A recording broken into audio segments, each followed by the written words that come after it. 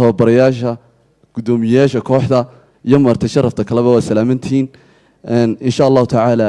waxaynu ku bilaaban doonaa cashi sharafteenan qowlka eebe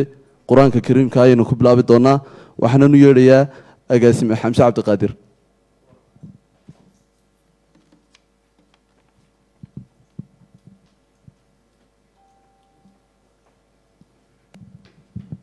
بسم الله الرحمن الرحيم السلام عليكم بسم الله الرحمن الرحيم قل هو الله أحد الله الصمد لم يلد ولم يولد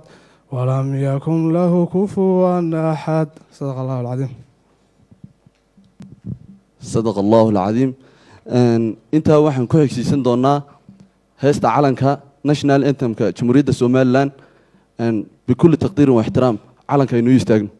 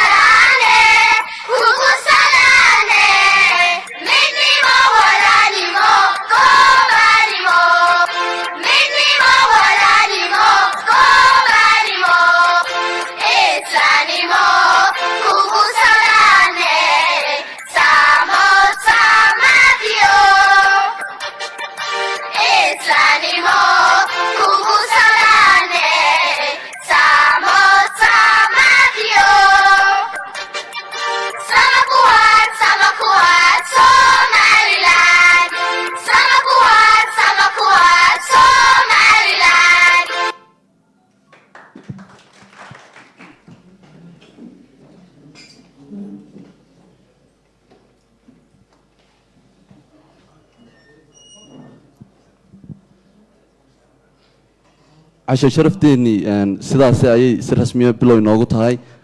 sidoo kale waxa si la page-ka Facebook iyo channel 5 receiver-ka True Cable TV waxaan u martida ugu mudanayaasha halkan ka hadli doona qofka ugu doona wana gudoomiyaha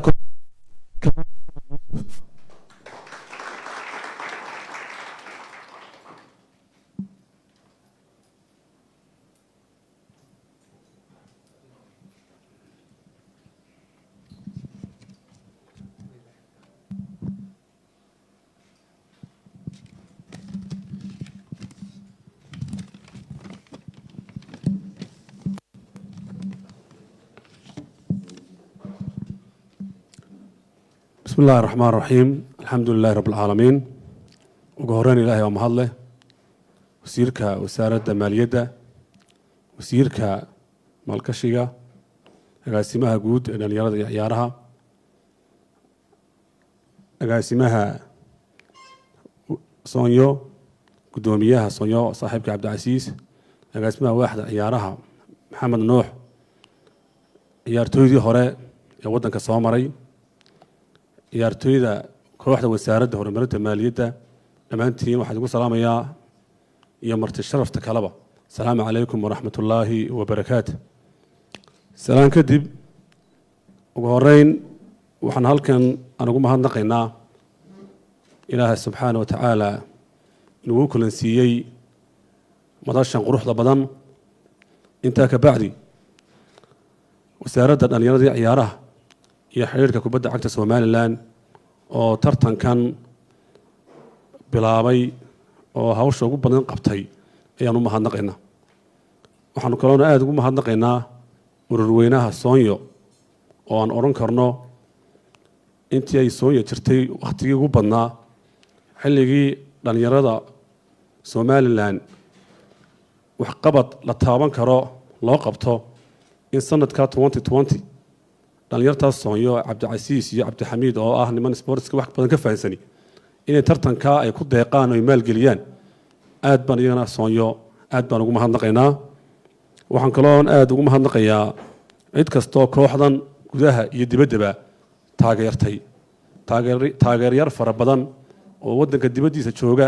iyo qaar gudaha jooga oo hiil iyo hooba kooxda la garab taagnaa ayaanu aada ugu mahadnaqaynaa aanu leenahay taageeradii aadna la garab taagnaydeen ayaanu ku gaadhnay guushan waxaan kaloo aada ugu mahadnaqayaa niman kooxdan ku ah magac ku leh oo halbowla u ahaa ayaan aada halkan uga mahadnaqayaa oon ciyaartooyda kooxda dhallinyartaba badan wasaaradda maaliyadda hargeysa u ciyaaraa aan u sheegi lahaa waa tiimkii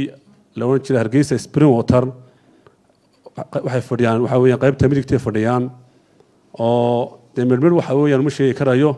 laakiin axmed khaliif iyo waxaa weeyaan sacad iyo naasir nawaa iyo axmed iyo gurey iyo dhammaantood booskan wasaaradda maaliyadda ku ciyaarayso waa nimankii aan ka dhaxalin weeyaan marka nimankaasi abaal weyn baan u haynaa aad baanaan ugu mahadnaqaynaa intaa ka bacdi bishii saddexaad saddexdeedii maalin salaasaa ayaa tartankan soonya kaab laga bilaabay hargeysa stadium ciyaartii koowaad waxaa lagu furay kooxda wasaaradda maaliyadda hargeysa iyo kooxda dowladda hoose ee hargeysa ciyaartaa koowaad ee lagu furay tartanka waxaa lagu furay kooxda wasaaradda maaliyadda ee hargeysa waxaana lagu soo khatimay tartanka kooxda wasaaradda maaliyadda ee hargeysa ciyaartii koowaad waan guulaysanay oo guul baan ku furnay guulna waan ku soo gabagabaynay ilaahay baa mahadleh kooxdu waxay ciyaartay tartanka 6 ciyaarood bay ciyaartay 6daa ciyaarood ay ciyaareen 6da ciyaaroodba way guulaysteen sidaan xaflado hore ka sheegay wasiirka iyo wasiir ku-xigeenka iyo shaqaalaha wasaaradda maaliyadda ayaan yar xasuusinayaa 6da ciyaarood way guulaysteen 6daa ciyaarood ciyaarna barbaramay gelin ciyaarna lagama badin ciyaarna kooryaal kumay badin intaas waxay sameynayeen inay 12 kooxood oo waxa weeyaan koox ay ka socotay berbera koox ay ka socotay boorama 10 kooxoodna hargeysa ahayd in kooxdaasi ay ahayd kooxda kaliya ee aan mar laga badin tartanka waxaa laga dhaliyay 76 gool baa laga dhaliyay kooxdani waxay dhalisay 20 gool 76 gool oo tartanka la iska dhaliyay kooxdan waxaa laga dhaliyay difaacooga iyo goolkooga oo aad u amaanano 5 gool oo kaliya laga dhaliyay marka taasi waxay ku tusaysaa awoodda baaxadda leh ay kooxdani ay leedahay dhinaca kale waxaan yar dareemayseen habsan kooxdan wasaaradda maaliyadda hargeysa koox ku kooban ma aha hargeyso kaliya waa koox berbera hargeysa gabiilay hawd ilaa boorama ciyaartooydoodu ay ka kooban yihiin taasna waxay kalifaysaa in ciyaartooydu ay safar ka yimaadaan waxaanu sameynay in gobollada ciyaartooyda ugu wanaagsanayd kubad ahaan iyo nidaam ahaanba aanu kooxdan iskugu keennay taasi waxay suurto gelisay inay kooxdani noqoto koox awood leh oo dhinaca kubadeed iyo dhinaca akhlaaqeedba dhisan taa waxaa dhinaca socotaa tartankaasi siduu u bilaabmay waa kooxda kulley agaasimaha guud iyo agaasima waaxeedku way naga markhaati kacayaane waa kooxda aan weli la ganaaxin waa kooxda aan weli dacwad wasaaradda ciyaaraha iyo xiriirka u gudbinin waa kooxda aan loo soo gudbinin wax dacwada ama ganaax sidaa darteed labada macallina kooxda macallin iidaan iyo macallin laamiin oo ah laba macallin aan u soo xulnay kooxdan oon odhan karno aqoon maadi iyo aqoon kubadeed way ka dhisan yihiin ayaa kooxdan la soo dabaashay oo heer gaadhsiiyey inay halkan gaadhaan ciyaartooyda dhallinyarada ah ee kooxdan u ciyaarayana waxaan leeyahay halkaa taagan tihiin inaad ka sii wadaan ayaa la doonaya waxaan kusoo gabagabeynayaa oon hadalka kaga baxayaa koobkan ay kooxdani qaaday laba carqaladoodba waanu ka faa'iidnay waata koowaade in kooxda ciyaartooydii ugu badnayd labada macallin iyo aniga ay yidhaahdaan kooxda waanu imananaayo kooxda soo dalbadaan taasi caqabad weyn bay ayay horta nagu tahay maadaama kooxda tiro xadidan ay tahay mana qaadi karto kooxdu in ciyaartooy intaa ka badan ay keento taasi mushkilad bay nagu tahay mushkilad kala dhinac socotoo kooxdani kooxo kale la tartamaya kooxaha kale la tartamaya meelaha ay u ciyaaraan inta badan waxay u soo muujinayaan ciyaartooydii aanu haynay koobka qaaday inay yidhaahdaan waxaanu kuwa haynaa mushahar tan ka badan waxaanu kuwa haynaa shaqo dabeete ciyaartooyga ku hunguri geliyaan nidaam noocaas laakiin nimankan aanu haynaa niman doonaya inay kooxdan waqti badan ay la qaataan weeyaan dhinaca kale kooxdani kuma eeko keliya inay kubadda ciyaaraan waxay ka qayb qaataan waxa weeyaan wacyigelinta cashuurta waxay ka qayb qaataan wacyigelinta cashuurta maadaama ay social media aad u isticmaalaan kulle waa daawan doontaan oo documentary baa laga diyaariyey marka taa qudheeda waxay sameeyaan wacyigelin fara badan ay dhinacana ka sameeyaan gunta iyo gebagabada cid kasta waxa weeyaan tiimkan taageerta aad baan u mahadnaqaynaa wasaaradda maaliyadda oo gobollada inta ugu badan ka hirgelisay inay kooxa yeelatana inta harsana sanadkan loo sameeyana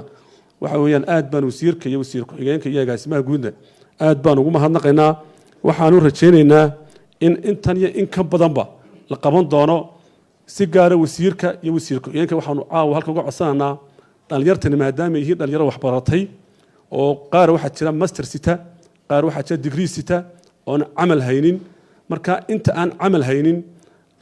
inaad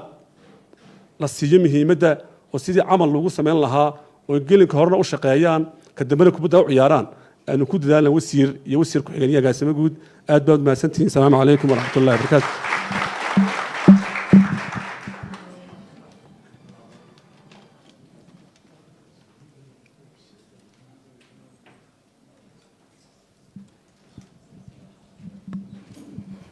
aad iyo aad ayuu mahadsan yahay guddoomiye kamaal walow uu waqtiga ku yar dheeraaday waxaan codsan lahaa mas-uul kastoo aan halkan uga yeedho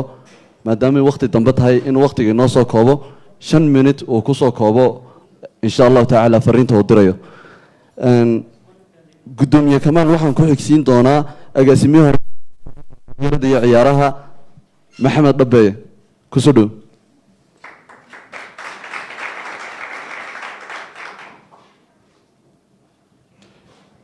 waayahay agaasimaha waan dambeysiisan doonaa laakiin agaasimo kalun baan kusoo dhaweynayaa insha allahu tacaala waxaa xaggiisii sii buuxin doona oo soo horreysiin doonaa agaasimaha soonyo cabdilxamiid kusoo dhow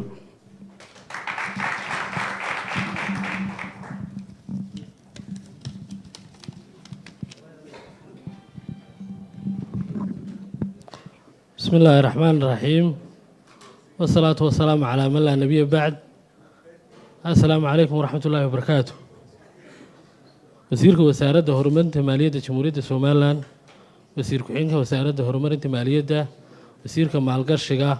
أقاسمها قودة وزارة دلنيرة عيارها قدوميها دلد جمهورية سومالان دلنيرة هير قرن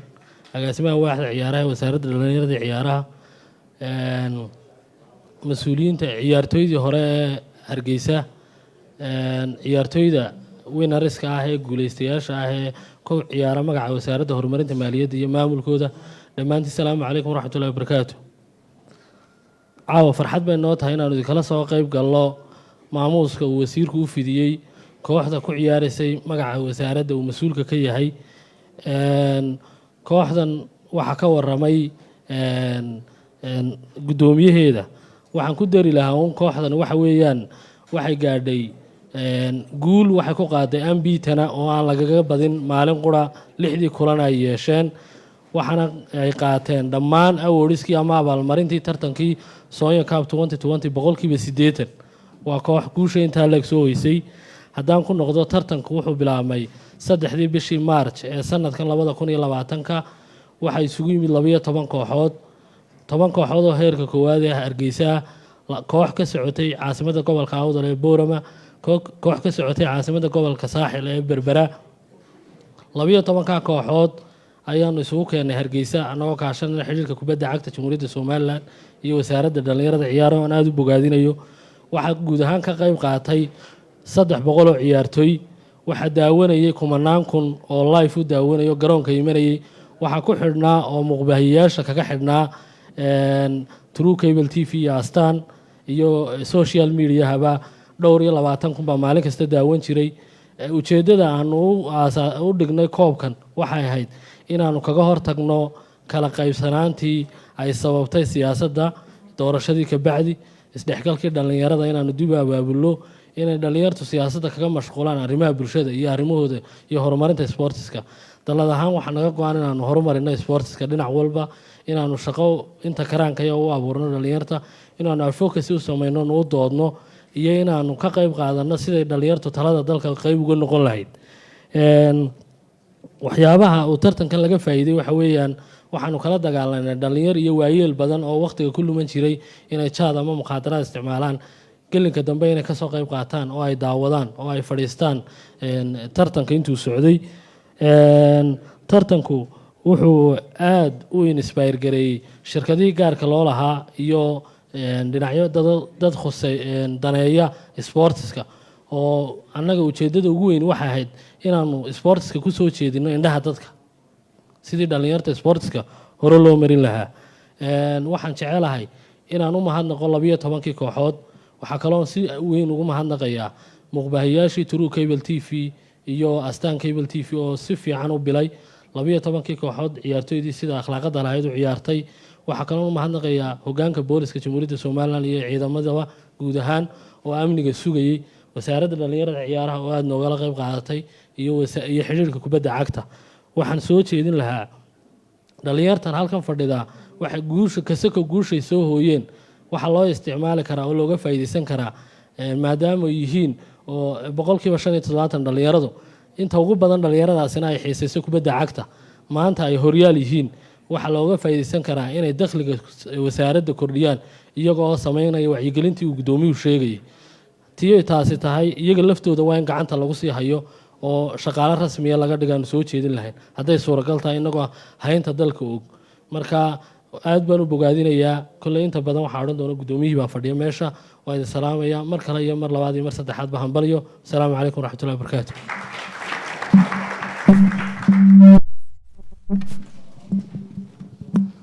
agaasime cabdixamiid aad iyo aad buu mahadsan yahay mas-uul kastoon halkanna uga yeedho mar labaad waxaan ku celinayaa inuu waqtiga inoo soo koobo maadaama ay xilli dambe noqotay sidoo dusin lahaa True Cable Sports live baa laynooga daawanaya daafaha caalamka oo live baynu ku jirnaa xafladeennana si toosaa looga daawanayaa True Cable Sports speechka iyo Channel 5 receiverka simaha mid ka mid ah saxafiyiinta Jamhuuriyadda Soomaaliland iyo ciyaartooyadii hore imka cuslaaday maxamed cabdi sheekh ilig ku soo dhawaad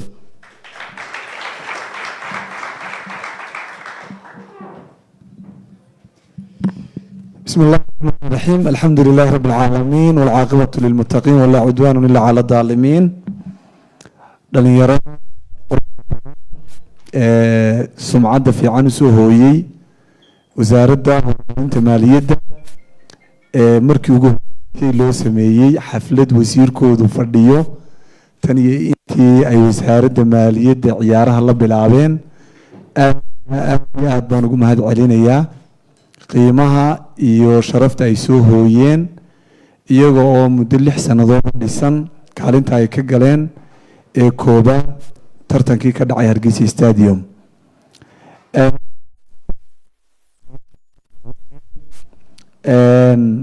maamuus heer wasiira oo ay heleen caawa ugu horeysa dhiirigelin ay intaa leego heleenna caawa ugu horeysa maalintii dhawada agaasimaha guud casuumay ayaan laba xafladoodii hore wasiir yuusuf oo saaxiibkay ahaa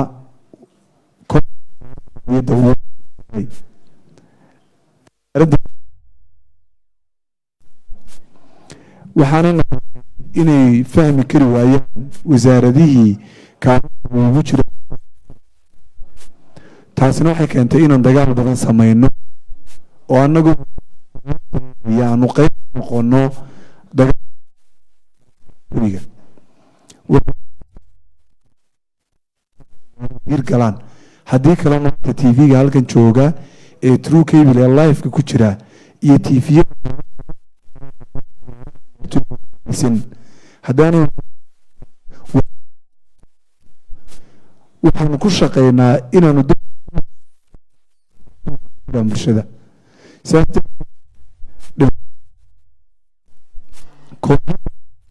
jiraan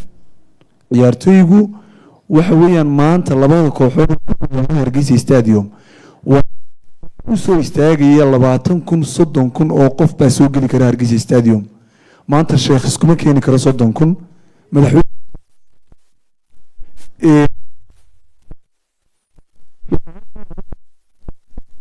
in ciyaar kun oo qof Hargeysa Stadium buuxiyaan oo karaan qiimaha sidee cashuur ciyaartoy waxay ku cashuurto waxay ku laakiin qiimeeyo maxamed ahaan in xukuum ay dhayalsato kaalintii dalka ugu jirto maadaama dhalinyaradii ugu badnayd la hayo qiimaha ay u leedahay si in wasaaradda si macquula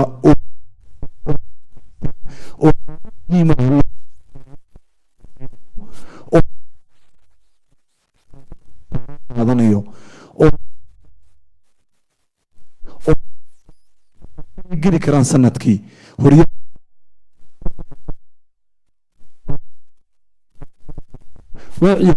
kan fadhiyaa wuxuu haystaa nolol ahaan inuu kubadiisa si fiican ugu jiro 5 sanadood 6 sanadood ugu yaraan haddaba 5 sanadood haddii ay ku inuu 3 tartan ka qayb galo oo intaa ay kaga dhamaato ciyaartoygu wuxuu u baahan yahay nolol intaa ka wanaagsan marka wasiir waxaynu u baahannahay bal tartamada ku jira ee tusaale ahaan wasaaraddu u gelisay wasaaradda ciyaaraha joogtayn ay wasaaradda ciyaarahuna ku samayso dhaqaalaha iminka wasaaradaha ay u ciyaaraan ciyaartooyga kale iyo ciidamada bileedka aslu qiimo intee har qaataan baahidooda si loo kafeeyaa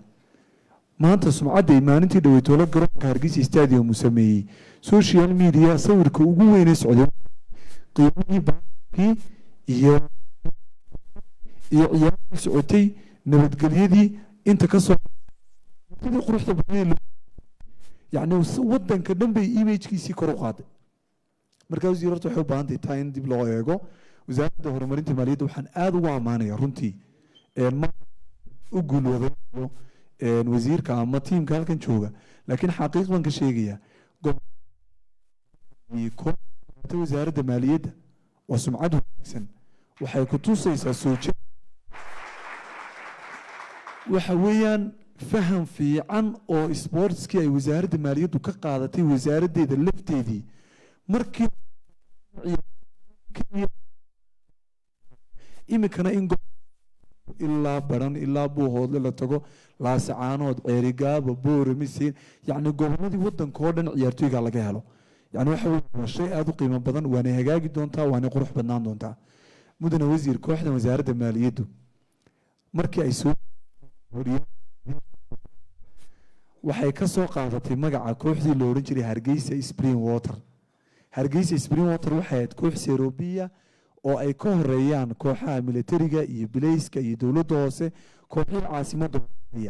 markaasi heerkooda eeda ay ku biiraysay Hargeysa Spring Water. Hargeysa Spring Water waxay nagala joogaa halkan Saciid Axmed Saciid Cumar Cali Casuur kabtankii ugu wanaagsanaa ama gudoomiyihii magaca wareejiyey ee maalintii lagu imika wasaaradda maaliyadda wuxuu ahaa Axmed Khaliif Jaamac Saalax Maxamed ninkaas wareejiyey oo Axmed inuu istaagaan jecelahay oo ciyaartooygana ay wajigiisa arkaan oo isbartaan. Axmed waa nin aqoon-yahana waa ninka ku wareejiyey Xasan Maxamed Xasan Cali Dhalac oo Finland degan oo ganacsada imika oo kooxda Nuurudiin hayay kooxda ku wareejiyey anna aan isku geeyey maadaama aan Hargeysa Spring Waterna ka tirsanaa xasanna aanu saaxiib ahayn oo xasanna sidaasi maanta aad ku tihiin kooxda heerka koobaad ee wasaaradda maaliyadda ood ka timaadeen Spring Water oo Nuurudiin noqoteen ood maaliyaddana aad saa ku soo gasheen. waxaa ku xiga Cabdiwahaab Shulaac oo Hargeysa Spring Water, Xuseen Axmed Xaashi oo Hargeysa Spring Water, Naasir Aadan Maxamed oo Hargeysa Spring Water, Cabdirasaaq Daahir Khaliif oo isaguna la mid ah, Sacad Sheekh Muuse Qaalib oo isaguna Hargeysa Spring Water. dhammaan nimanka halkaa fadhiya waa agaasimo waaxeediyo wasaaradaha dowladda ka wada tirsan madaxtooyada maaliyadda caafimaadka mas'uuliyiin kala wada duwan weeyaan maanta waa ciyaartooyna shalay bay ahaayeen. waxaan ka wada waxa weeyaan inaad qiimo yeelato oo aad akhlaaqdaada wanaajiso oo aqoontaada dhisto maantana waad ciyaaraysaa berri toolana maamul baad noqonaysaa. dad idinka midina way idinku jiraan oo sumcad wanaagsan oo shaqooyin wanaagsan haysta. wasaaraddana waxaanu marti uga nahay mudane wasiir maanta maalintii horena waan sheegay ninka ciyaartooyga ah ee ciidanka militariga ah maalintuu ka baxo waaxda ciyaaraha ee ciidanka militariga waxa la siiyaa darajo wuxuu ka qayb galaa oo uu tagaa ama laasacaanood ama ciidankaa darajo laga siiyaa mushaharkaa loo kordhiyaa hadduu digrii sito xidig baa la siiyaa hadduu master sito labaa la siiyaa wuxuu noqdaa qof ka mida ciidamada qaranka jamhuuriyadda Somaliland oo saa ku socda. laakiin wasaaradda maaliyadda maalintu inanku kontraaga ka dhammaado ee ay shaqadani ka dhammaato ee ciyaartiisu ay ka dhammaato isagoo oo muddo 9 sano ama 8 sano u ciyaarayay inankaas wuxuu noqdaa inuu banaanka u baxo hadduu ku jabay kubadii uu baxayaa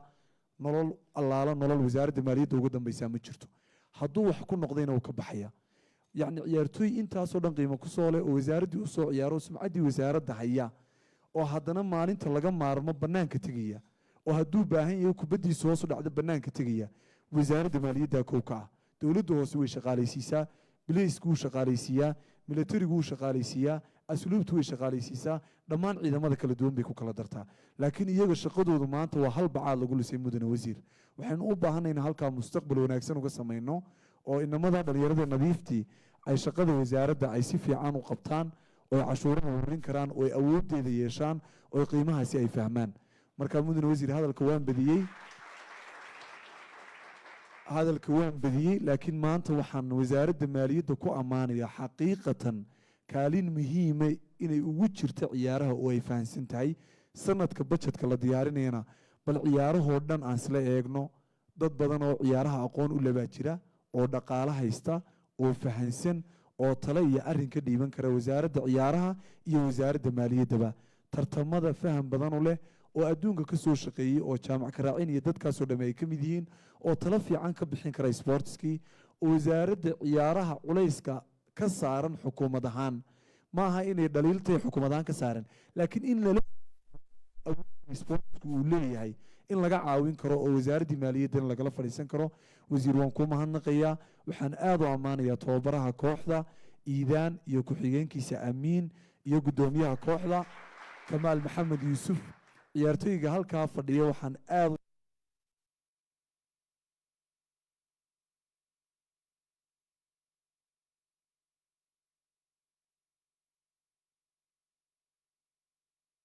odayo xagga dambe joogay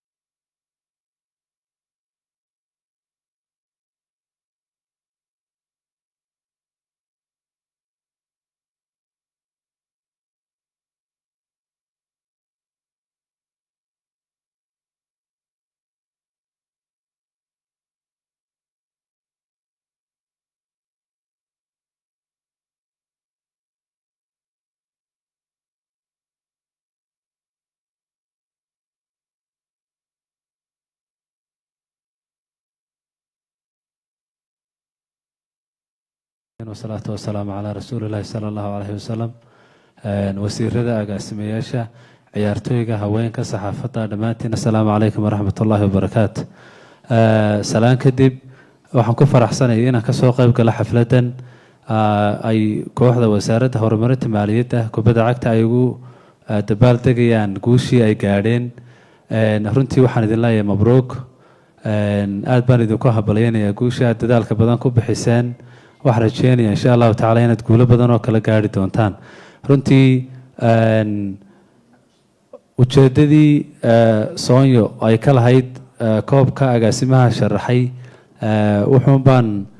ku darayaa codkayga ku biiranayaa in mudane wasiir kooxdu maadaama ay dadaashay guul fiican ay keentay in la dhiirigeliyo wasaaradda ay matalaana ay garab gasho waxaa kale oo aan la qabaa in wasaaradda maaliyaddu kooxo badan oo dalka gobolada dalka oo dhana ay maaragtay qaadatay taas waxa weeye waxay ka qayb tahay dadaalka runtii wasaaraddu ay wado iyo dhiirigelinta dhalinyarada ee dhinaca shaqo abuurka waxaan runtii ku dhiirigelinayaa in dadaalada dhalinyarada la wado dhalinyaradani maanta kubad bay ciyaarayaan maalin dhowse waxay noqonayaan madaxdii wadanka marka mudane wasiir way xasuusanayaan qofka maanta madaxda ee wax u tara way xasuusan doonaan qofka kala dire ee mustaqbalka hiigsanayaan wax u dhimana kaana way xasuusan doonaan marka mid kastaba halkay uga miisayaan si fiican bay u garanayaan marka wasiir waan kugu dhiirigelinaynaa adiga iyo wasiir ku-xigeenka agaasimo waxaadida iyo guud ahaan shaqaalaha wasaaradda horumarinta maaliyaddaba inay dadaalkaasi wadaan aad baan idinku hambalyeynaya mar labaad iyo mar saddexaad runtii aad baad u mahadsan tihiin ilaah waxaan ka baryaa guulo badan oo kale inaad gaadhaan mabruuk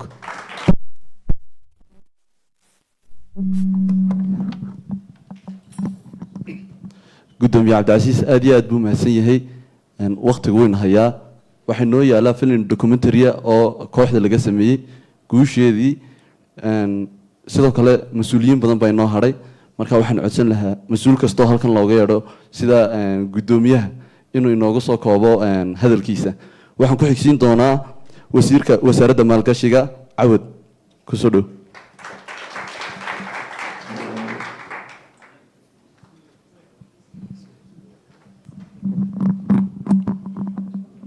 بسم الله الرحمن الرحيم الحمد لله والصلاة والسلام على أشرف الأنبياء والمرسلين سيدنا محمد وعلى آله وصحبه وسلم marka koobaad caawa farxad weyn bay tahay inaan kasoo qayb galo xafladan lagu maamuusayo lagu dhiirigelinayo kooxda wasaaradda horumarinta maaliyadda ee koobkii soonyo qaaday waxaa kaloon u mahadnaqayaa qolada soonyo ee koobkan dhigtay dhalinyarta ku dhiirigelinaysa iyaguna mahadnaq bay mudan yihiin waxaa kaloon hambalyeynaya wasaaradda dhalinyarada ciyaaraha oo runtii soonyo la waday oo hawsha inay guusha kusoo dhamaatay farxadda keentay iyagana waa mahadnaqayaa kolley laba eray baan odhan doonaa kooxda wasaaradda horumarinta maaliyaddu waa maamulkeeda iyo dhalinyarta horta waan hambalyeynayaa siyaasiyiin bay noqdeen horta hadday ilig soo xuleen oo yidhaahdeen maanta wasiirka maaliyadda ku hirgiso maanta wax walba u sheeg marka waxaan leeyahay halkaa waa la hesheeno dee intii uu ina yidhi baa dhalinyaroo dhan inagaga filan kolley wasiirka iyo wasaaradda waan garanayaa hawsha saaran oo dee hadday maanta kooxda iyo gobolladaba kooxo kale ka qabteen waxaan isleeyahay way dadaaleen laakiin haddii la leeyahay haddii wasaaraddii maaliyaddu kala cabanayso maxaad u malayn doonaa kooxdii wasaaradda horumarinta maalgashigana cabashadeeda tolow maxaad u malayn doontaan iyadana waan dareemayaa oo dee meeshii bajad la geliye ayaa wax soo saarta kubadda adduunka iminka brazil oo kale dee inkamka soo gala 7% iminka ka tahay inkamka wasaaradda maaliyadda ciyaaryahan kastoo la iibsado dunida loo iibsado ama barcelona ha iibsato ama real madrid ha iibsato kontraagiisa percentage bay wasaaradda maaliyadda ee brazil u xarooda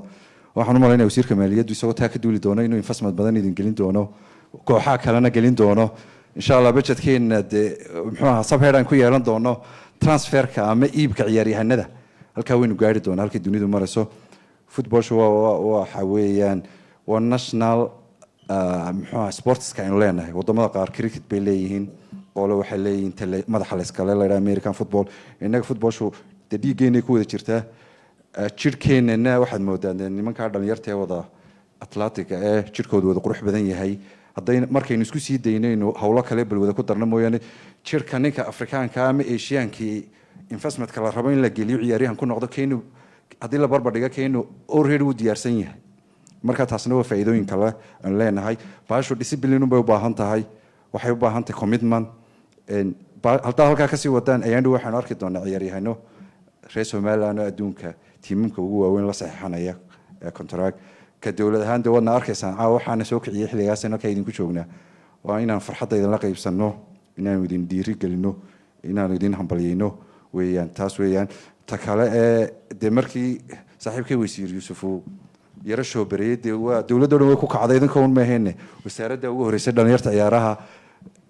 dee wasiirada kale sportska xiseeyana waa budkayga waanu qaadanay laakiin dee wasiirka saaxiibkay ka hadho intaa bal ku joojiya de marka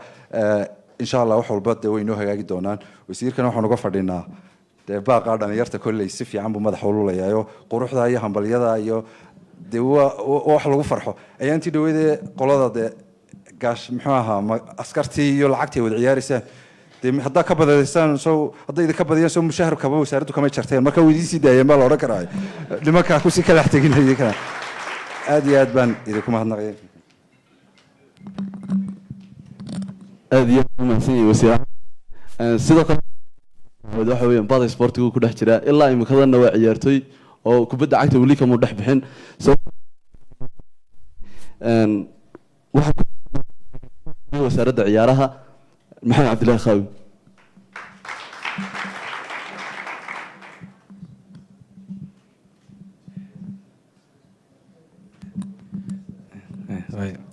بسم الله الرحمن الرحيم wasiirada agaasimo waaxidyada agaasimayaashii guud hore dhammaan marti sharafta naadiga wasaaradda horumarinta wasaaradda maaliyadda ciyaartoygii hore dhammaantiin waxaan ku salaamaya salaanta islaamka assalaamu calaykum waraxmatullahi wabarakaatu runtii waqtigoo kooban hadalka badin maayo hadal badan oo odhan lahaa oo runtii khuseeya inamada ciyaartooyga guulaystay ee caawina farxadda la wadaagaynana runtii waxaa iga horreeyay saaxiibkii maxamed cabdi sheekh oo runtii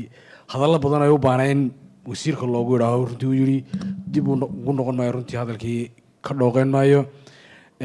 caawa waxaanu farxadda la qaybsanaya naadiga wasaaradda horumarinta maaliyadda u ciyaara oo runtii sumcaddii kubadda runtii ay qiimihii ay lahayd soo celiyey akhlaaqda iyo kubad fiicnida ay soo kordhiyeen runtii loogu qushuucay dadweynihii daawaday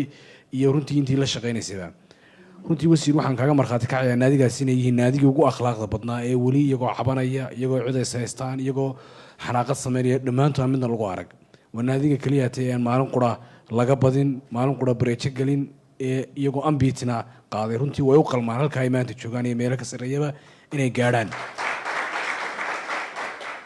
waxaa cabasho ee runtii baahi ay dareemayaan ee runtii culaysana runtii inuu la fududeyna wasiirku insha allah waan rajaynaynaa farxad labaadna annaga way noo tahay ka wasaarad ahaanoo naadiga wasaaradda maaliyaddu inay qaadaan koobka dee qoladii wasaaradda maaliyaddu horeba iyaga noola shaqayn jirin shaqadaanu hayno muhiimadda ay leedahay ciyaaruhu ayuu wasiirku nala fahmaya maadaama maanta la qaybsanaya farxadda naadiyada runtii taasi annaga farxad gaaray noo tahay mar walba waxaan uga mahadnaqaynaa wasiirka dhiirigelinta uu sameeyey dhallinyarada iyo naadiyada farada badan ee runtii uu u sameeyey uu geliyey bayrolka lacagta loo sameeyey ee la dhiirigelinayo gobolada ka jira runtii waan uga mahad celinaynaa oo wasiirka ugu horreeyey saasoo kale sameeya inta hadhan insha allah waxaan rajaynaynaa inuu gacan qaban doono insha allah waxaanu doonaynaa mustaqbalka wasiir imka waxaynu maraynaa heerkii wasaaradda maaliyadda iyo ciyaaruhu ay lacagta gelinayeen sportska insha allah waxaynu gaadhsiin doonaa aan doonayna inanu ka wada shaqayno heer aynu ka soo gurno inagu lacagta oo aynu income ka soo saaraan sidaa wasiir cawad sheegayey oo aynu transferka ciyaartooga iyo taarabuunada daawanaya iyo shirkadaha xaysiiskaaba aynu ka helo income cashuur ay dalka kusoo kordhiyaan insha allah xitaana tacabkii dadaal baynu gelin doonaa waynu gaadhsiin doonaa aad iyo aad baa dhammaantiin salaanta asalaamu calaykum waraxmatullahi wabarakaatu agaasimo khaawi aad iyo aad buu mahadsan yahay xafladeennu waxay ku dhowdahay gunaanadkii sidoo kale waxay noo yaalaa film documentaria oo True Cable TV ka baxay isagoo ah saacad iyo dheeraad laakiin maadaama waqtigu kooban yahay lagu soo koobay 30 minute insha Allah taala marka la casheynaya ayaa la daawan doonaa imika wasiirka xigeenka wasaaradda horumarinta maaliyadda Muuse Ibrahim Salaf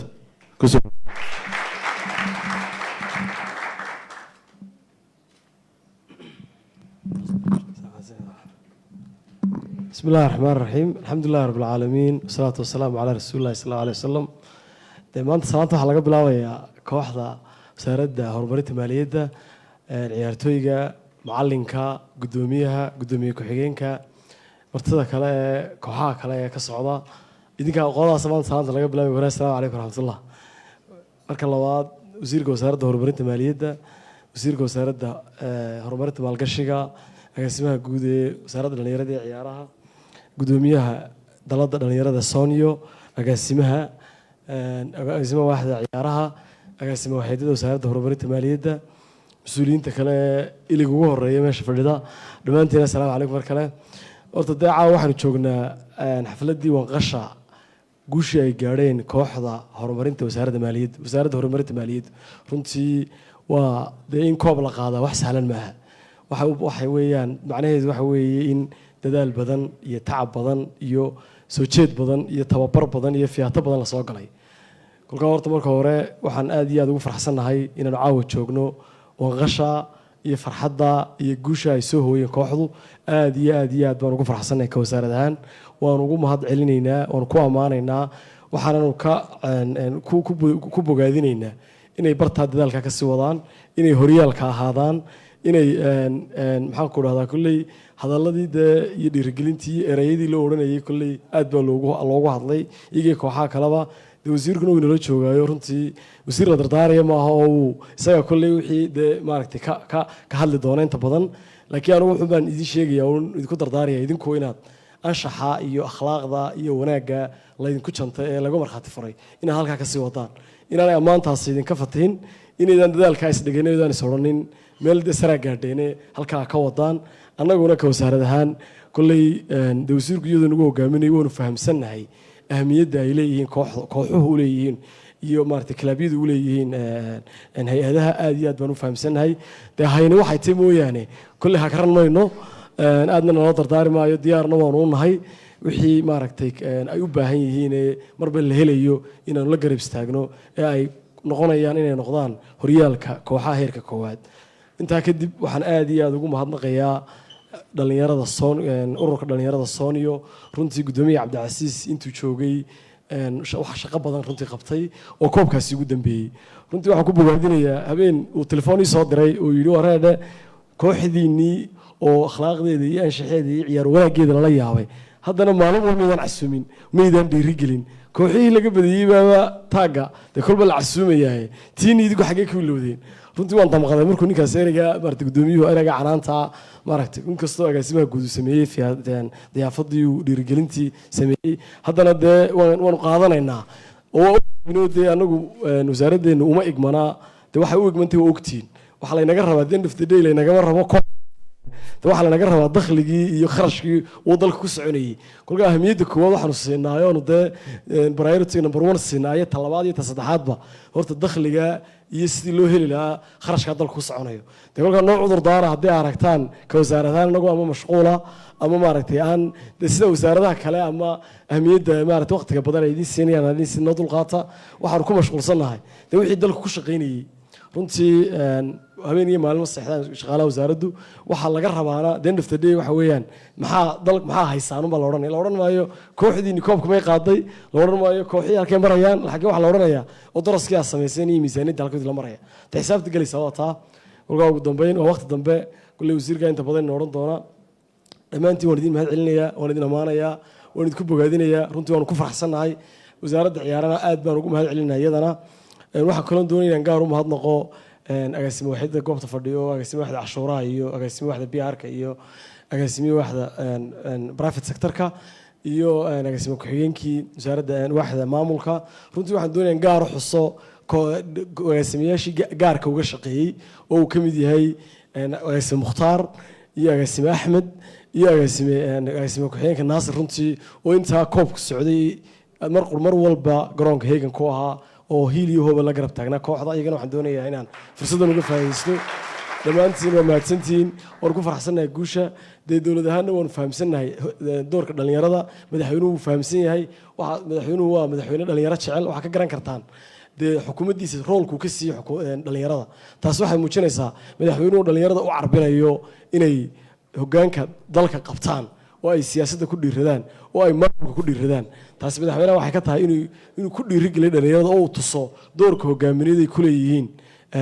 kuleeyihiin waddanka. dee innagana dhallinyar ahaan waxa laynaga rabaa ammaanada iyo hamiga laynoo hayo ee madaxweynuhu ugu horreeya dadka inoo hayo inaynaan fashilin, inaynaan ku milmin qabyaaladda, inaynu ka fogaano qabyaaladda. waa kala qaybsan, waa qoqob. inaynu qarannimo ku fikirno,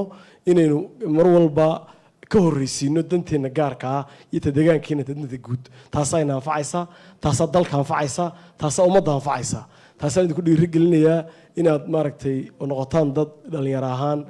u fikiraya waddankooda, ku hamiyaya horumarka waddankooda, aan ku hamiyeyn maxaa anaga reeraha iyaga iyo dalalka ay deegaanadeedu helayaan, laakiin mar walba ka horreysiinaya somalilan, marka labaad ku xigsiinaya degmada iyo gobolka ay ku nool yihiin. laakiin aanu u fikirayn waxaan imika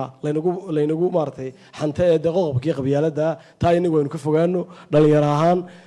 dalkan innagaa iskale, waa inaynu taa ogaanaa. aad iyo aad baa mahadsantihiin. ugu dambeyn hambaliyo hambaliyo hambaliyo. aad iyo aad buu mahadsan yahay wasiirka xogeenku.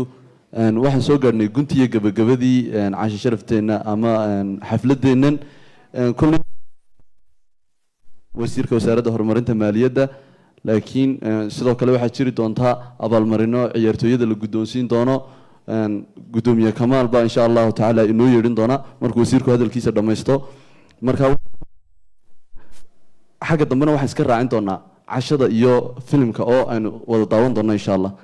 wasiirka wasaaradda horumarinta maaliyadda doctor sacad cali shire ayaan ila soo wada dhaweey.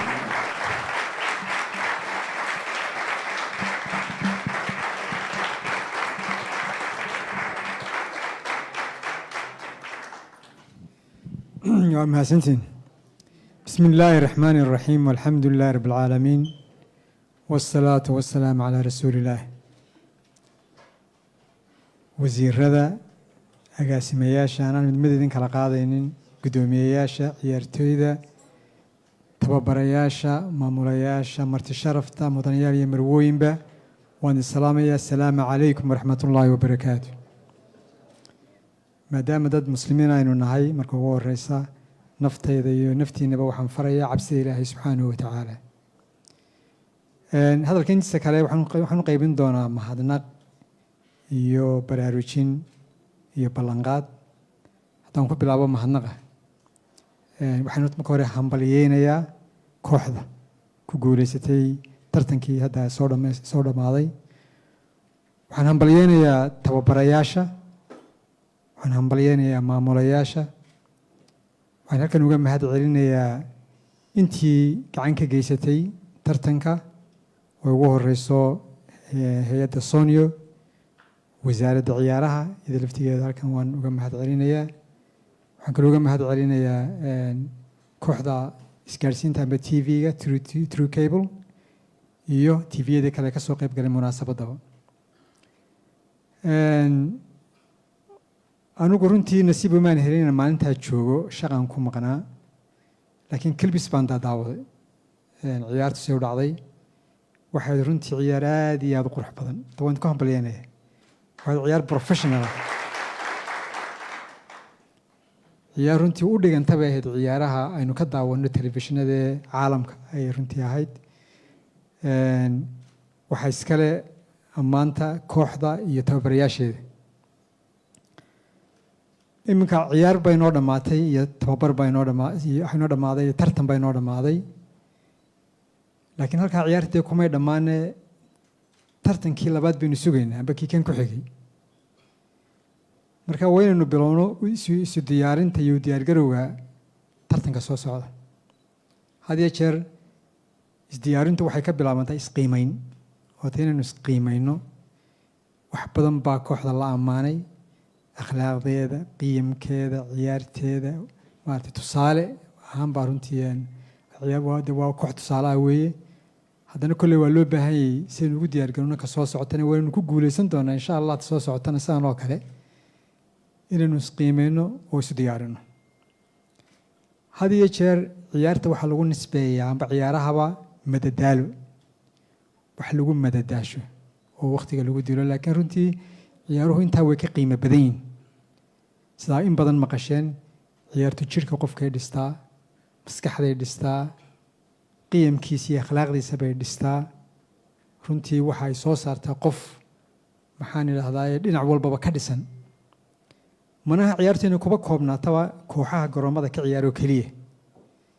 ciyaartu runtii waa inay noqoto xaq uu qof waloo somalilander oo dhallinyaraba uu leeyahay waa in xaafad walba garoonka laga helo waa in iskuul walba meel lagu ciyaaro laga helo waa in qof kastoo dhallinyaro doonaya inuu ciyaaro aanay ku kalifin xitaa inuu lacag ka bixiyo meesha uu ku ciyaari lahaa marka waa in ahamiyadda ciyaartu ay leedahay la siiyo guud ahaan waa arrin runtii aad iyo aad u important ah kooxda intii ciyaartay ee telefishinka isdaba jooga looga daawaday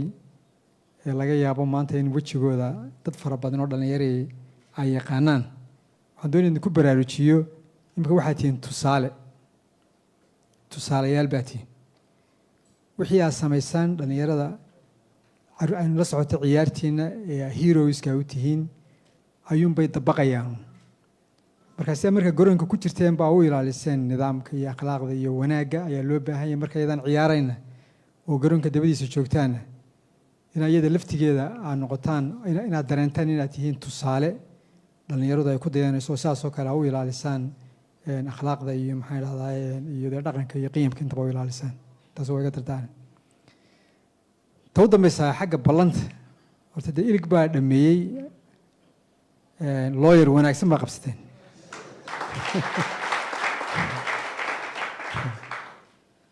wuxuu isku darsamay aftahanimadii telefishinka iyo kulley waa ciyaartoyna waan filayaa iyo dareenka dhallinyarada maadaama shaqadiisa ay tahay markaa si fiican buu runtii u dhigay waa sax inta badan fariintu wuxun bay ku koobnayduun dhallinyaradu inta ciyaareysana ha laga warhayo markay cuslaatana maxaa idhahdaa ayaan la ilaawin ayuun bay u badnayduun waa runtii waa arrin aad iyo aad u muhiima waanu tixgelinaynaa idinka laftiinu waxaad tixgeliysaan wasaaraddu waxay leedahay tiimam fara badan bay leedahay kooxo fara badan ayay leedahay waa laga yaaba ilaa 10 kooxood inay yeelato haddii isku celcelin kiiba 25 yahay waa garan kartana waa 250 ciyaartooy bay noqonaysa marka culeyskeeday leedahay hase yeeshee haddana anigu halkan runtii waxaan ka ballan qaadan inaanu kaalinteeda ka soo baxno haddaynu wasaaradda nahay maaha weliba wasaaradda keliya waxaan runtii aan doonaya inaan ku booriyo wasaaradahoo dhanbaba amba hay-adaha dawliga oo dhanbaba amba wasaaradaha ahaadaan amba wakaalado madax bannaan ahaadaan amba xitaa dowladaha hooseba ha ahaadaanbabe inay taageeraan maxaan idhahdaa dhallinyarada ay ka taageeraan dhallinyarada xagga ciyaaraha oo ay u fududeeyaan sidii mataqaanaa dhallinyaradu runtii ay uga qayb qaadan lahayd ciyaaraha waayo ciyaartu xasanad darta aan sheegay iyada laftigeedu waxay naaxisa u kordhisaa midnimada qaranka wata runtii qarankana waan hambalyeynaya waayo sawirkii maanta dhigta telefishinka soo baxay waxaa sawir aad iyo aad u qurux badan waxaa iibiseen somalilan si wanaagsan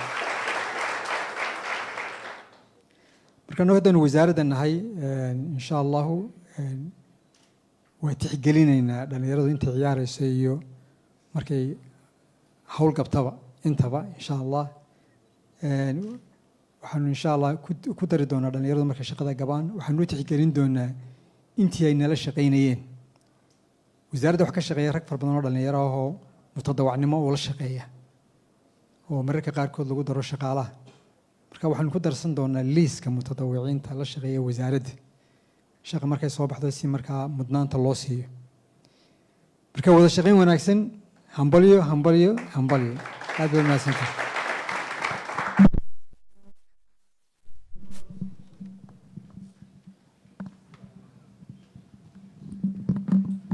aad iyo aad u mahadsan yahay wasiirka wasaaradda horumarinta maaliyadda. xafladeennii waxay maraysaa guntii iyo gabagabadii. ugu dambeyn waxaan u yeedhi doonaa guddoomiye Kamaal oo inoo yeedhin doona magacyada ciyaartooyada si abaalmarinadooda loo guddoonsiiyo.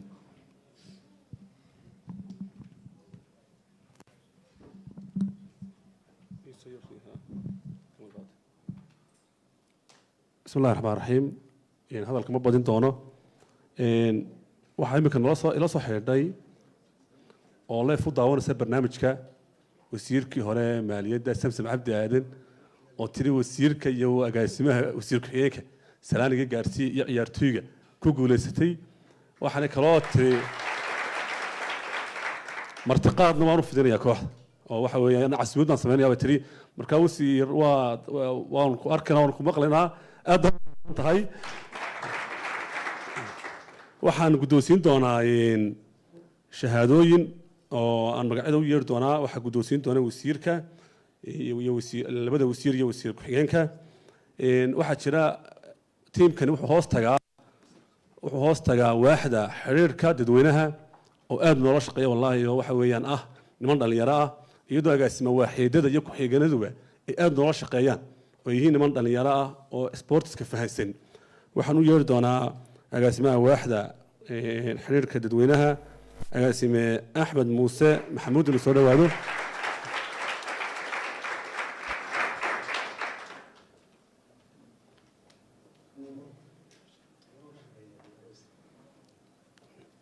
aad bay noo shaqeeyeen nimankaas aad bay mahadsan yihiin yaraygaas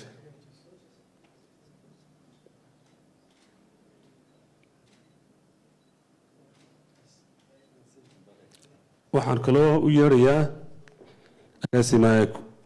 agaasima ku-xigeenka waaxda oo ciyaartooy ahaa oo in badan kubadda aanu soo wada ciyaarnay ciidanka bile spring water buu ahaa ciidanka bilayska ma odhan kale anigu spring water baan aad ugu jeclaa oo waxa weeyaan sina guddoonsiinaa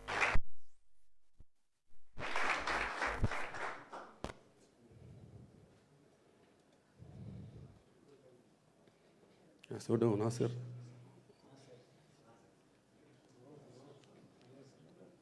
hari habeen waxa weeyaan in aad noola shaqeeya isaga iyo Axmed Baad baan ugu mahadnaqaynaa agaasima waaxidada iyo ku-xigeenadaba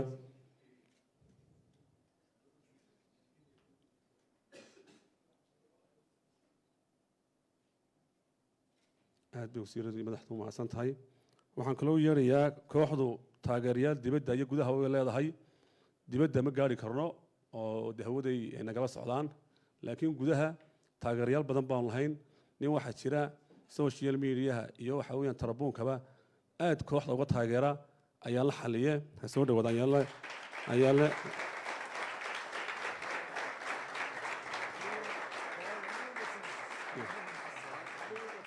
ayaa la xaliya waa taageero weeyaan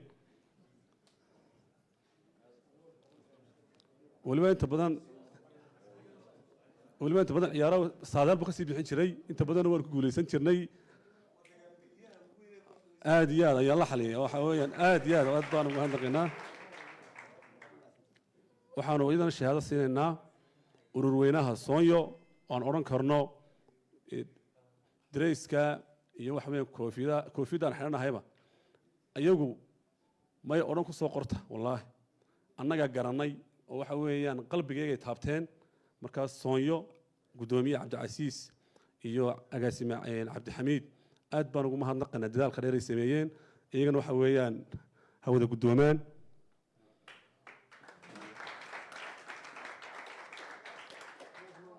waxa kaloo sameynay awal wax la sameyn jiray biladaha inta suuqa laga soo iibiyo ayaa ciyaartooyga la siin jiray bilada oo aan waxba ku qornayn marka doorkan waxaan soo kordhinay farsamo tikiyar wanaagsan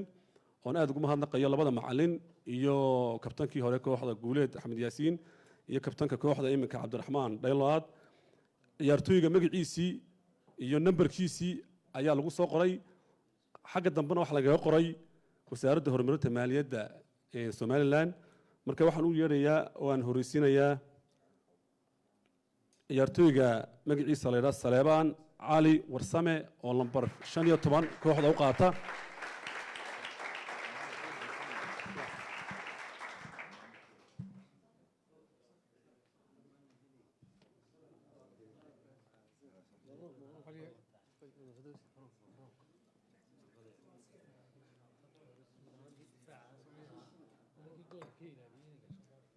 difaaci waxa weeyaan raggii dadaalka badan muujiyey inkastoo jeclaa labada macallin inaan ku horreysiiyo laakiin bahallada fara badanoo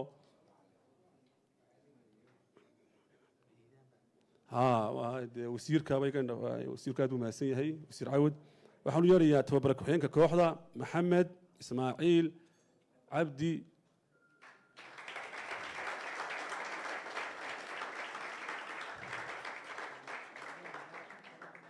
tababara ku-xigeenka wararga waxa weeyaan kooxdaasi inay dadaal muujiyaan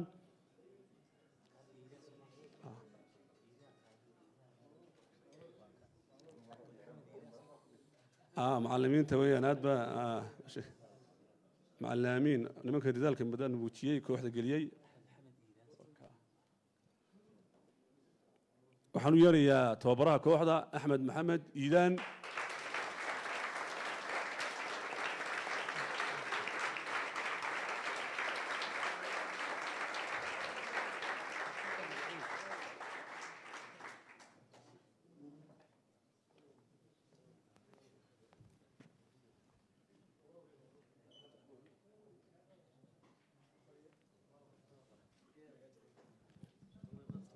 macallinka aad baan ugu mahadnaqaynaa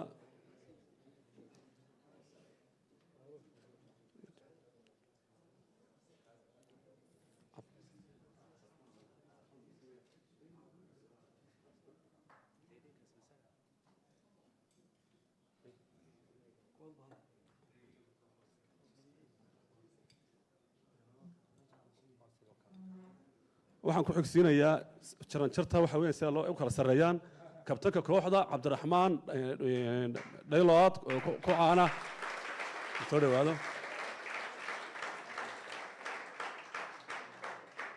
waxa weeyaan waa kabtankii xulka gabiiley gobolka gabiiley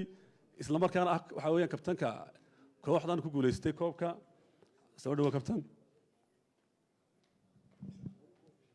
soo dhawo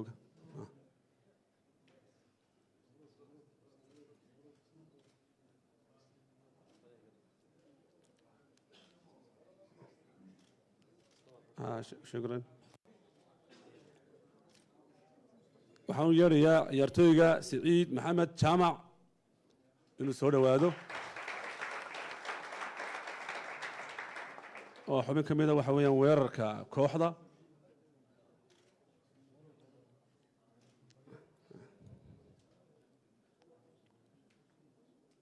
waxaan u yeerayaa ciyaartooyga ku xiga mukhtaar nuur daahir waa xubin ka mida difaaca kooxda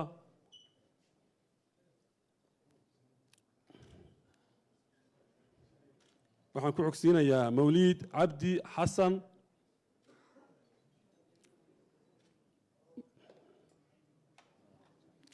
ciyaartooyga maxamed cali jaamac waa caaqilka weeyaan أنا الشيخ كوحدة ويان سودا وعاقل ciyaartooyga halfkii daba soo galay ee goolka u dambeeyey dhaliyey goolka shanaad dhaliyey waana lambarnaynka waxa weeyaan gobolka saaxil waxaan ku xogsiinayaa ciyaartooyga aamiin aadan yuusuf xubin ka mida waxa weeyaan weerarka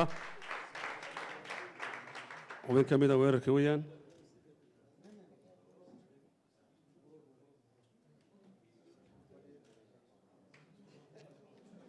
waxaan yeerayaa ciyaartooyga ku xiga shaafici cabdi xiis shaafici waxa weeyaan kooxda tartankaa socday 5 gool oo keliya ka dhashay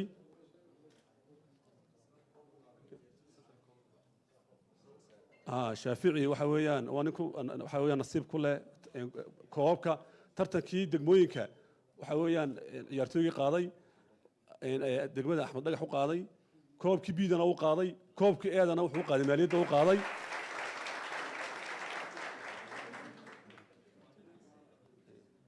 waxaan u yeerayaa mucaad xuseen faarax ciyaartooyga mucaad waa xubin ka mid a difaaca kooxda waa difaaca kooxdu ka mid yahay waxaan u yeerayaa ciyaartooyga cabdirashiid maxamed cali cabdirashiid maxamed cali waxa weeyaan waa xubin ka mid a difaac waxaan kaloo u yeerayaa ciyaartooyga khadar axmed maxamuud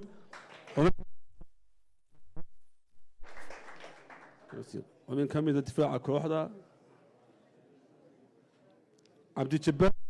cabdinaasir xaaji axmed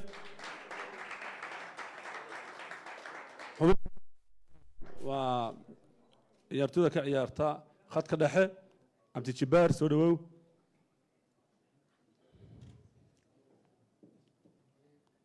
warsame maxamuud aadan warsame maxamuud aadan waa goolwadaha kooxda waa goolwadaha kooxda warsame waana goolwadaha waxa weeyaan xulka gobolka saaxil aad baan hambalyeynaa cabdisalaan cumar axmed cabdisallo waa sallo waxa weeyaan waa xubnaha difaaca xubnaha waxa weeyaan ugu qiimaha badan cabdisalaan aad baan u salaamaynaa soo dhaweynaynaa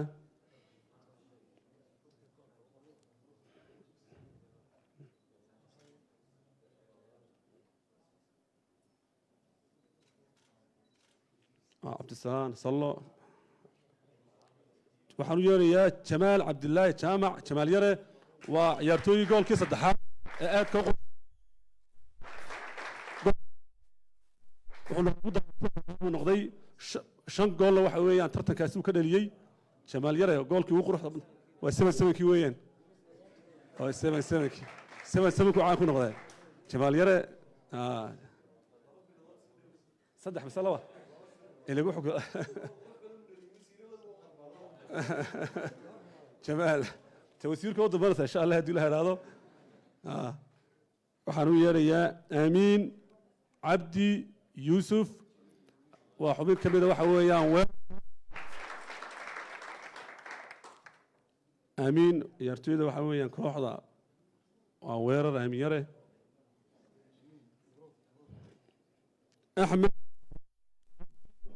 axmed ibraahim waxa weeyaan xubin ka mid a ciyaartooyda ka ciyaarta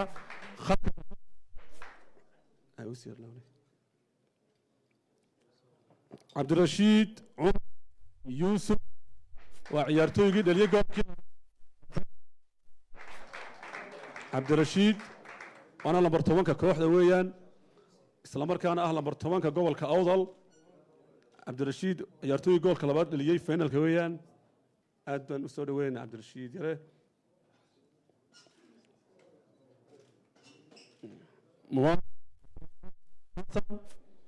mubaarak cabdiraxmaan waxaan u yeerayaa mukhtaar ibraahim daahir mukhtaar waa xubin ka mid a waxa weeyaan ciyaartooyda khadka dhexe ka ciyaara mukhtaar soo dhawow awsir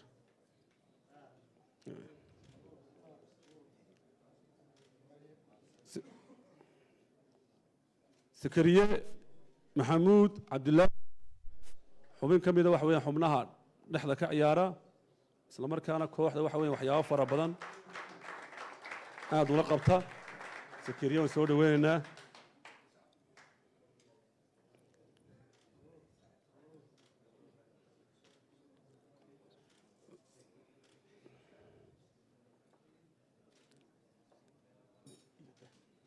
sakariye aad buu mahadsan yahay waa ciyaartooy ka mid a waxaan u yeerayaa ciyaartooyga axmed cali warsame oo ku magac dheer hindi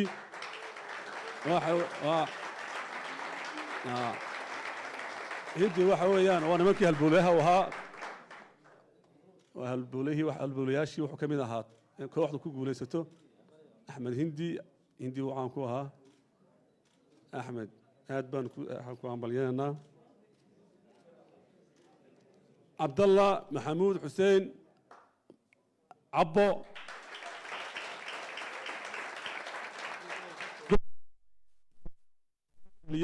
5 goolna wuxuu dhaliyay tartanka 6 ciyaarood oo la ciyaaray tartanka 5 gool buu dhaliyay waxay noqonaysaa hal ciyaar ayaan waxba dhalin 6 ciyaarood Cabdalla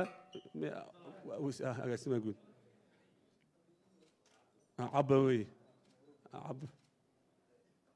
waxaan u yeerayaa waa Bahdoon Axmed Hadliya waxa weeyaan Bahdoon waxa weeyaan ciyaartooy qaad gool dhalinta weeyaan ciyaartooy gool dhalinta qaaday 6 ciyaarood 6 gool buu dhaliyay waxa noqonaysaa inuu ciyaar kasta Bahdoon 6 ciyaarood inuu ciyaar kasta gool dhaliyay wana lambar 9 waxa weeyaan gobolka Awdal aad baan u soo dhaweynaa نمعان أحمد دلمر ومن كميدا waxa weeyaan ciyaartooyda teamka waxa weeyaan goolka u qabta aad doon soo dhaweynaa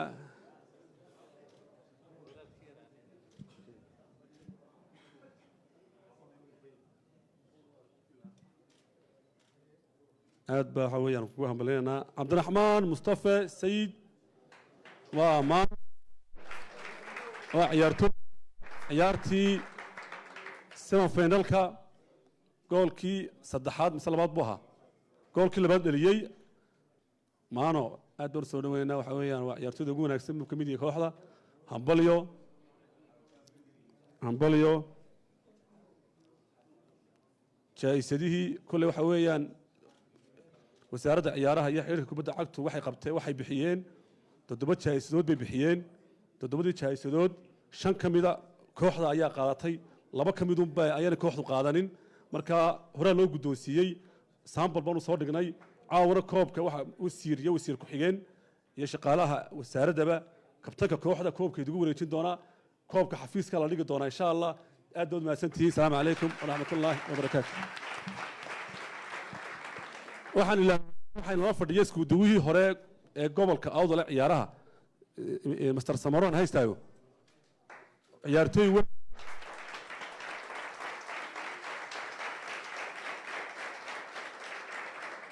أنا صاحبنا هاي أنا سيو مرتقاتك وبورا ما وجي هاي برنامج وحوضا وحويان كوحضا ما دام إن بدن تبوتي وكوحنا كوحة إن وكوحضا وصورنا ميايو سيدي كوحضا أوتيجي لهيد ودك تبوتي هذا سيدي صورة تجلا أدون كاجا ما هذا قناس كدوة أدون مع سنت هاي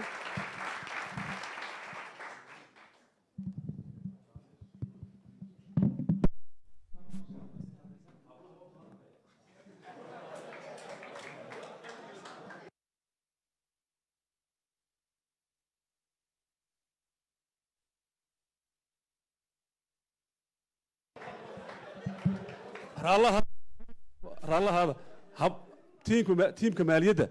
هب والله وأنا كم وضع صاني وضع وأنا كم وضع أنا أكو هلا يا وسير وحلا سبيه تروك إن حق أورورين أما ده كريجة لو يديني قدام يدي بدأ بقى شنطة مرة أيه وحلا ويدي ترتك ياكو قولي سنة صدح كم إذا حبلها سي waxay saadaaliyeen waliba xubin kamidii inay kooxdu ku badin doonto afriyeen marka habluhu waxay anaga taageero gaar ah noo hayaan waa hablaha yagii wax aad baad mahadsantihiin taageeradaad kooxda u haystaana aad baad ugu mahadnaqaynaa